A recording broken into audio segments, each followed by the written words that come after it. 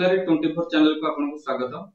आ जो भली भाबरे हमर धराकोड गंजाम अंचल रे दुई दलित युवकों को निर्दम भाबरे नाळ पानी पिएबा एवं घास खुएबा जे भली भाबरे 2 किलोमीटर आंठे आंठे चलेबा ए भली निर्घृण्य कांड जो भली गंजाम जिल्ला रे एवं सारा देश रे छाई जायछि ता विषय रे आपण कोन कहबे एवं आपनकर परिचय प्रदान दिए दे। धन्यवाद आपण न्यूज चैनल को एवं सर्वर अगणित दर्शक मान जो भाई भाव में आपणकर चिंताधारा मुझे आंबेडकर सेवक संघ राज्य कार्यकारी अध्यक्ष दैतरी नायक गंजाम जिला धारागोट थाना अंतर्गत सिंगीपुर मौजार जो भाई भाव में 22 तारिख में आक्रमण यह आम छाती को दोहले देछि एवं एते निर्यातना निर्मम भावे लोक माने गंजाम जिला लोक मानकु दलित मानकु शासन करुछंती ताहा सारा विश्व आज दुखित। कारण जो दुई जन दलित लोक माने गाईटे किणी ऑटो साहाय्य तांको झील को यौतुक दबा पई नहीं कि आसुथिले एवं से ताको हानि दौ नथिले कि काटी दौ नथिले एते भयभूत करिकि तांको आंठे चलेबा 2 किलोमीटर आंठे चलेबा नर्दमा पानी पियाइबा एवं मोटरसाइकल रे बसी तांको पछपटू बाड़ेबा जेंति ब्रिटिश माने शासन करुथिले जेंति उग्रवादी माने शासन करुथिले तांको घास खुआइबा तांको नर्दमा पानी पियाइबा यह हम छाती बहुत आघात सृष्टि करुछे। ये जो बजरंगी दल आपण माने देखुथिबे बजरंगी दल एबे गोटे मुंड टिंगारिची या को गाई को माँ कहूची आउ गाई क्षीर खाई में वंचित कहूचे जो लोकटी रोला सी भी जड़े हिंदू लोक सी भी गाईटे नौला ता घरे पोषिया पाई ताले तमे को गाई कथा कहूच को गाई की तुम्हें माँ भाया मानुच। आज जो बजरंगी दल आज श्रीराम को भक्त हनुमानकर ना रे तमे गोटे संगठन करिच श्रीराम कौन भक्त हनुमान जड़े एड़े बड़ प्रभु सी को तुम मान को लोक मान निर्यातना दब बाड़ेवाई घास खुआवाई नंडा करने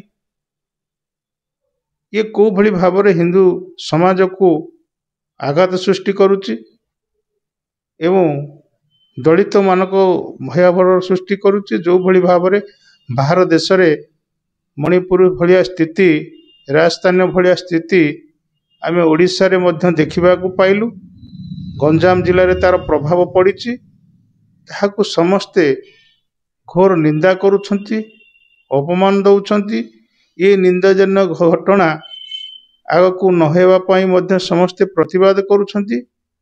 ये जो हमर जो बजरंगी दल अछि तांकर कौन फायदा अच्छी 30,000 टंका मध्य नांच मागुछंती एवं ये को भली भाव में संगठन आर मुख्य आसामी किए केते जन अरेस्ट हेलेनी संपूर्ण भाव में आमे तार विवरणी आपण मान को दबु आम मानकर संघ तरफरु मध्य आंबेडकर सेवक संघ तरफरु आमे ताको घोर निंदा करुचु एवं सबु जिलार सबु थाना रे आंबेडकर सेवक संघ तरफरु तार प्रतिवाद करा जाउची एवं एफआईआर दिया जाउची सेमानक विरोध रे दृढ़ कार्यानुष्ठान नवा पई आउ किछि ना किछि हमर आंदोलन चलीची प्रेसमिट चलीची धर्मघट चलीची सेही बुलु ए बाबुलांकर उपयुक्त न्याय देवा पई जेतेबेले ए इश्यूटी आपण माने देखुथिबे बाहरला धीरे धीरे यह बहुत लोकंकर मन को आघात देला कष्ट देला सेथिपई समस्ते सेठारे उपस्थित रही एक ही सेमानक पई लड़ाई करुछंती ना देवा पई।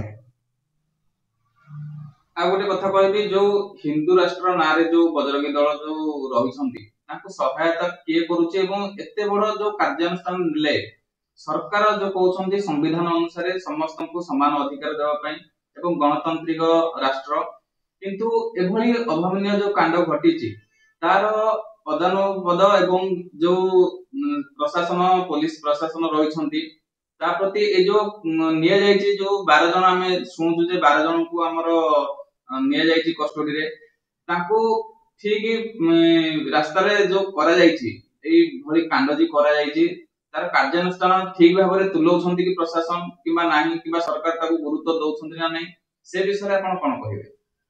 ନିଶ୍ଚିତ ଭାବରେ ଆପଣଙ୍କର କଥା। ହିନ୍ଦୁ ରାଷ୍ଟ୍ର କଥା କହିଲେ ହିନ୍ଦୁ ରାଷ୍ଟ୍ର ଗୋଟେ ରାଷ୍ଟ୍ର ନୁହଁ। ହିନ୍ଦୁ ମାନେ ଗୋଟେ ଅଛନ୍ତି, ସିଏ ବି ଯୋଉ ଲୋକଟି ଗାଈ ନେଉଥିଲା ବି ସିଏ ବି ଗୋଟେ ହିନ୍ଦୁ, ସିଏ ଅଣ ହିନ୍ଦୁ ନୁହଁ। ଯୋଉମାନେ ବାଡେଇଛନ୍ତି ମଧ୍ୟ ସେମାନେ ବି ହିନ୍ଦୁ।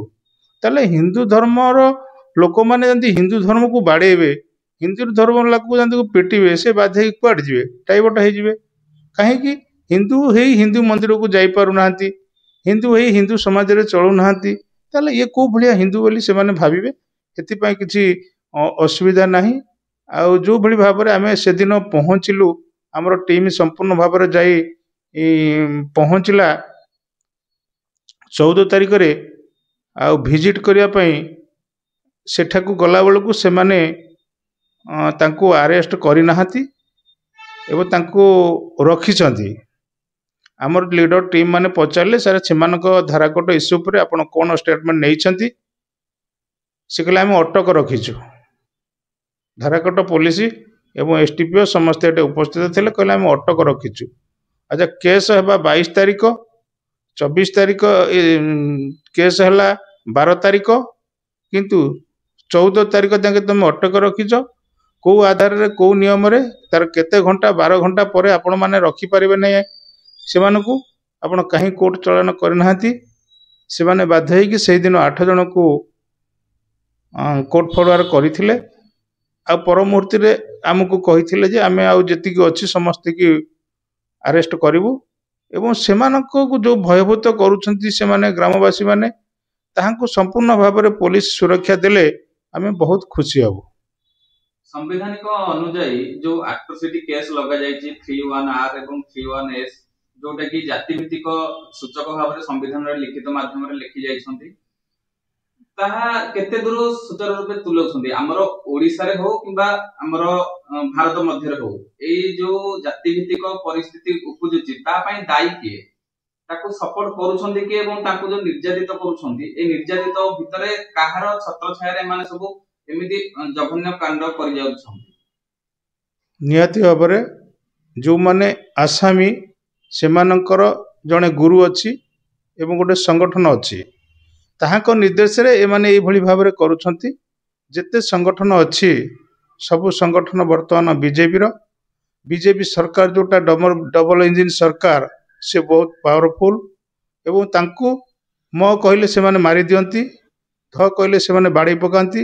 ଏଭଳି ପାୱାରଫୁଲ ସେମାନେ, ଲୋକମାନେ ବହୁତ ଭୟଭୀତ ହୋଇ ରହିଛନ୍ତି। ତାହାକୁ ଆମେ କେତେ ମାତ୍ରାରେ ଆଗକୁ ନେବା? ଏସସି ଏସଟିଙ୍କର ଆଟ୍ରୋସିଟି ବର୍ତ୍ତମାନ ସମ୍ପୂର୍ଣ୍ଣ ଭାବରେ ଠପ ହୋଇଯାଇଛି। ପୋଲିସ ମାନେ ତା ପାଇଁ ଆକ୍ସନ ନେଉନାହାନ୍ତି ଏବଂ ଆଟ୍ରୋସିଟି କେସ୍ ଉପରେ ଗୁରୁତ୍ୱ ମଧ୍ୟ ଦେଉନାହାନ୍ତି। ଯୋଉଭଳି ଭାବରେ ଗଞ୍ଜାମ ଜିଲ୍ଲାର ସମସ୍ୟା ଦିନକୁ ଦିନ ଏସସି ଏସଟିଙ୍କ ଉପରେ ବଢ଼ି ଚାଲିଛି। ଏକମାତ୍ର ତାର ରାସ୍ତା ସମ୍ବିଧାନ। ଯେଉଁ ସମ୍ବିଧାନ ଆଧାରରେ ସେମାନଙ୍କୁ ନ୍ୟାୟ ଦେବା ପାଇଁ ଯୋଗ୍ୟ ସେମାନେ ପାଉନାହାନ୍ତି। ସେଥିପାଇଁ ଗଞ୍ଜାମ ଜିଲ୍ଲାର ସ୍ଥିତି ଦିନକୁ ଦିନ ବଢ଼ି ଚାଲିଛି। ସେଥିପାଇଁ ଦାୟୀ ଗଞ୍ଜାମ ଜିଲ୍ଲା ପ୍ରଶାସନ, ସେ ଦିଗରେ ନଜର ଦେଉନାହାନ୍ତି।